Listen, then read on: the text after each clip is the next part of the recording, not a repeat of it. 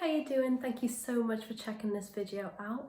If you want to know anything more about compulsive skin picking disorder, aka dermatillomania, please check out my channel. I post videos every Tuesday and Friday, so hit that subscribe button if you want to be notified every time I do. I wanted to talk about why counting days or, skin picking free challenges don't work. If you are a compulsive skin picker, you will probably have done this at one point or another. I know that I have. It is something that we try hard to do so that we can hopefully feel a lot better after it. We say, oh, if we can go 30 days skin picking free, or pick free for 7 days or 2 weeks,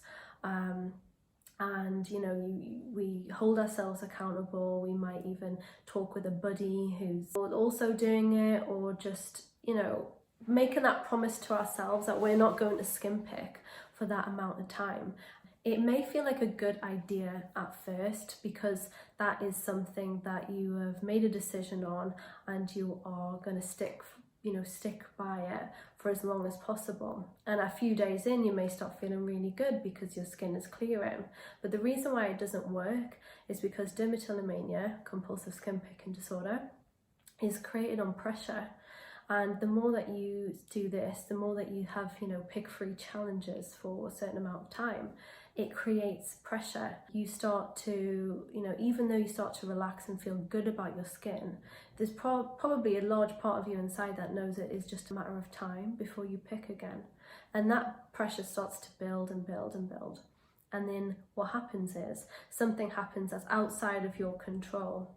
Something that makes you feel quite overwhelmed or frustrated, or your energy is drained, something really rocks the boat and your motivation is low, because obviously naturally you have to continuously motivate yourself to continue doing something, or else you might fall back into old habits. So if something gets you whilst your motivation is low, then it means that you can skin pick a lot quicker. It means that you will probably go back into skin picking very easily, and that's why a lot of the time it's the case. We say to ourselves, I can do it for 30 days, and then after that the results will look so good that I will never want to skin pick again. But that's just not realistic. It's not realistic because this has become our safe place. It's become our safety mechanism, our comfort blanket every time we feel stressed out or energy drained or sad or nervous about something. A lot of us are perfectionists. A lot of us feel, that this is our way to control something when we can't control a wider situation.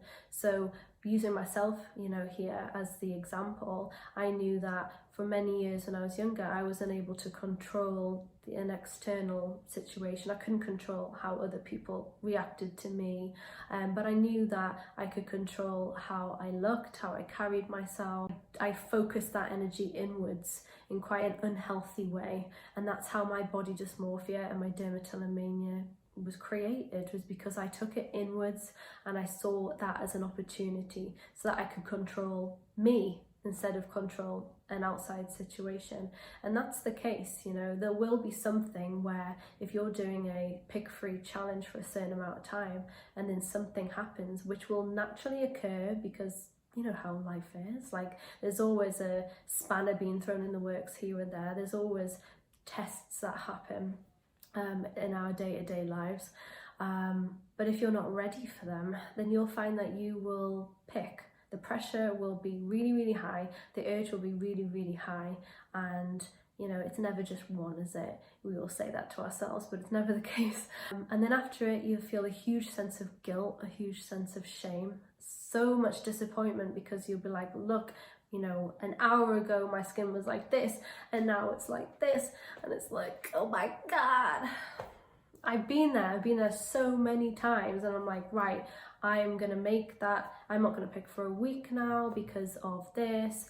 And we usually make that decision after a huge skin picking session when we're feeling really, really guilty and sad and super self-conscious. This video is basically to say that it doesn't work, because dermatillomania is built on pressure, and when you create something, you tell yourself to do something that is built on pressure, it isn't going to work, because you're going to want to do the one thing that helps you when you do feel pressured, which is skin pick. Also, you know, it's a key word when you think about it. If you're telling yourself, no, I can't skin pick, no, I can't skin pick, don't skin pick, leave my skin alone, your brain's going to pick it up like skin pick, pick skin. Like, it's just natural, right? And I found that the more that I was telling myself, no, don't skin pick, you've got to leave your skin alone, the more the urge was there for me to do it. Because, you know, you kind of want to do what you can't do, right? So if I were you, I would suggest to kind of eliminate that, the negative behavior that is choosing, you know, pick-free days or skin picking challenges that you set yourself, because it is essentially just setting yourself up for disappointment and sadness. I've done it so many times. And I gave that up a while ago because I realized none of it actually helps me in any way. It's not constructive. It makes me feel really bad about myself. It makes me feel like a disappointment, and it makes me feel ashamed that, you know, when I don't carry it through, if I get to day 27 out of 30 and I don't do it, that makes me feel like I can't do anything. But eliminating that pressure and saying, you know what, if I do skin pick, that's okay, but focusing on the aftermath of the skin picking rather than the skin picking itself, that has been a huge game changer for me. So I do mention this in another video where I talk about the 5 stages of a compulsive skin picker, and essentially this is tied into that because that's exactly what it is.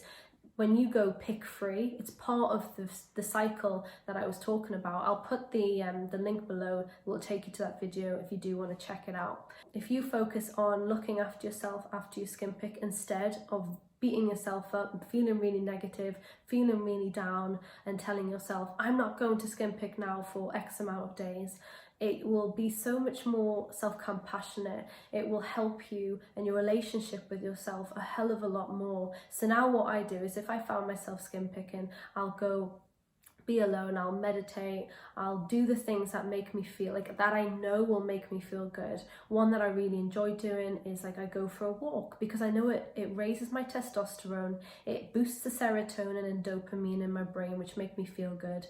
Getting some vitamin D naturally makes me feel good anyway, and moving my body, it allows me to be present, it allows me to look around and hear the birds and see the flowers and all these things that remind me what really is important, and to get out of my mind, to get out of that constant wheel of negativity that's just going on and on and on if I don't put a spanner in that and take myself out of it.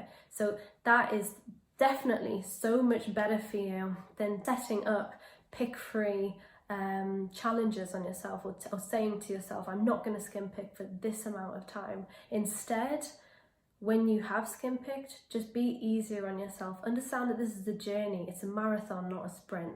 It's not going to be something that after 30 days of no skin picking, you're not going to have this disorder anymore, because it just doesn't work like that. And it takes a lot of time for us to accept that before we can truly embrace what it is that we're doing and try to, you know, work on ourselves, which is a really, really lovely, self-gratifying, really healing opportunity if we see it as that. If we choose to make that decision that, you know what, instead of beating myself up every time about this, I'm going to take the opportunity to focus my energy into things that allow me to understand myself in a more positive way, to really fall in love with the person I am and find out who is the real me, like who am I really, you know? So I hope this video helps, and if you do enjoy it, please click a little like on the bottom. That would help me so much. And once again, if you haven't already subscribed to my channel, I would love it so much if you did. Just click the subscribe button down below and let me know your thoughts on this. I hope you have a great week.